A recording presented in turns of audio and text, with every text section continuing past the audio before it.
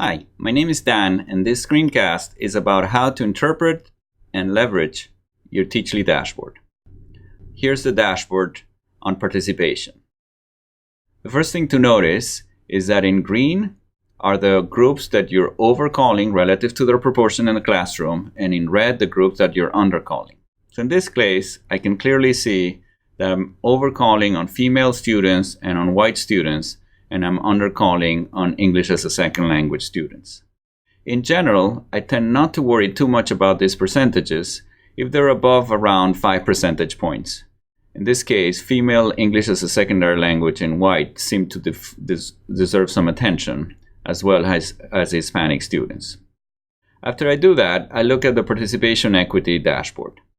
Here, there are a few interesting things.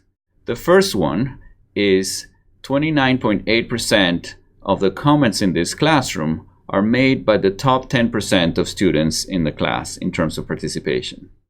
That puts me at the 67th percentile, signaling that this is a class with relatively large inequity in participation. The second and third statistics have to do with academic exclusion. So here you see that I haven't called on 11 students in the class, and those represent about 13.58% of the students in the class. Given that we've only had 6 classes this semester and that I have over 80 students, this is a statistic that I'm not too worried about at the moment. The last two statistics tell us about how much students are participating in the class. So you can see here that 33 comments per class is the average in this course, and that the number of students or unique students who participate are about 28. As you can see in the percentiles here, this puts this particular course at a reasonably high rate of participation. One of the things that I'm puzzled by is the first two of these statistics, the female and the English as a second language.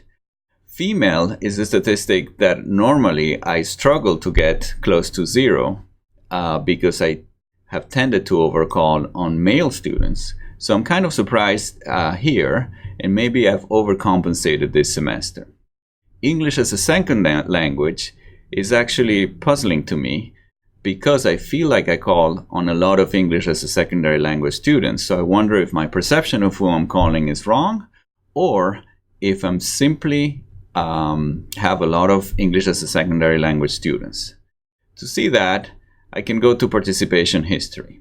Participation history, in this case you can see female, and you can see that I've gone over the red line, which is 50% of students are female in my class. And if I go to English as a secondary language, I can see that this red line signals that 66% of my students are English as a secondary language. So even though it is true that I call on a lot of students that have English as a secondary language, I don't call on as many as are represented in the class. One of the things that you can do is you can then filter students. In this case, English as a secondary language is my main category where I'm worried about.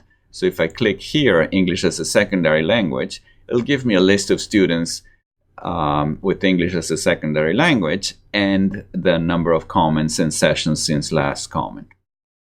That was a quick tour on how to interpret your participation snapshot. Hope this was helpful.